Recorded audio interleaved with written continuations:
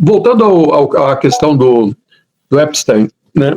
Ele disse num dos e-mails que o Chomsky queria conversar com ele, ou colocar o Lula numa ligação, isso em 2018.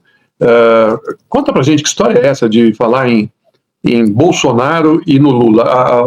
A SECOM já negou que o Lula teria conversado ou pedido para conversar com ele. Florestan, antes de mais nada, é preciso entender que o Jeffrey Epstein era um mentiroso notório. E isso é um fato. Assim, ele é conhecido aqui nos Estados Unidos, para além de pedófilo, traficante sexual de pessoas, ele era conhecido como um grande mentiroso, porque ele, para se aproximar de figuras importantes, ele sempre se colocava como aquela pessoa que era muito amiga e muito próxima de pessoas com poder, de pessoas com muito dinheiro, né? E, enfim, não são poucos casos como esse, e essa troca de e-mails envolvendo Lula e Bolsonaro me parece um pouco isso. Né? Ele está conversando com alguém, essa troca de e-mails é uma página em mais de 20 mil páginas de trocas de mensagens do Epstein que foram divulgadas pela Câmara dos Representantes aqui nos Estados Unidos. Nesse e-mail, ele está conversando com alguém, a gente não sabe quem é esse alguém, porque o nome do destinatário foi mantido em sigilo pelos congressistas, e ele manda uma mensagem afirmando o seguinte, que ele recebeu uma ligação do Noam Chomsky, que estaria na prisão com o Lula, e que o Lula estaria também nessa ligação. E aí ele fala, nossa, que mundo é esse?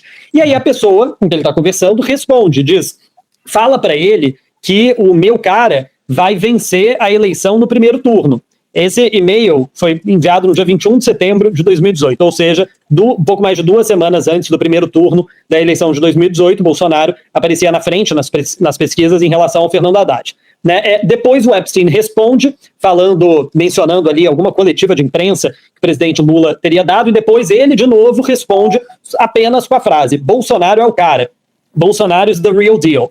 E a pessoa com quem ele está conversando concorda. Ou seja, dessa troca de e-mails inteira, a única coisa que eu acho que faz sentido e que parece ser verdade era a admiração do Epstein pelo Bolsonaro, que não me assusta em nada, faz bastante sentido. A SECOM, né, já afirmou que essa conversa nunca aconteceu, o advogado do Lula na época também já disse que esse telefonema não aconteceu, que ele acompanhou o Chomsky nessa visita ao Lula em 2018 e que inclusive era proibido entrar dentro da carceragem da Polícia Federal em Curitiba com aparelhos telefônicos. Afinal de contas, o presidente Lula estava preso, né? Então, o visitante ele não podia entrar com aparelho celular, era revistado e não entrava com aparelho celular para conversar com o presidente Lula. Então, ao que tudo indica, isso não aconteceu, é uma dessas histórias que o Epstein inventava para impressionar alguém. A gente não sabe que alguém é esse, no caso, essa pessoa com quem ele estava conversando, mas a admiração dele pelo Bolsonaro eu acho que é sincera.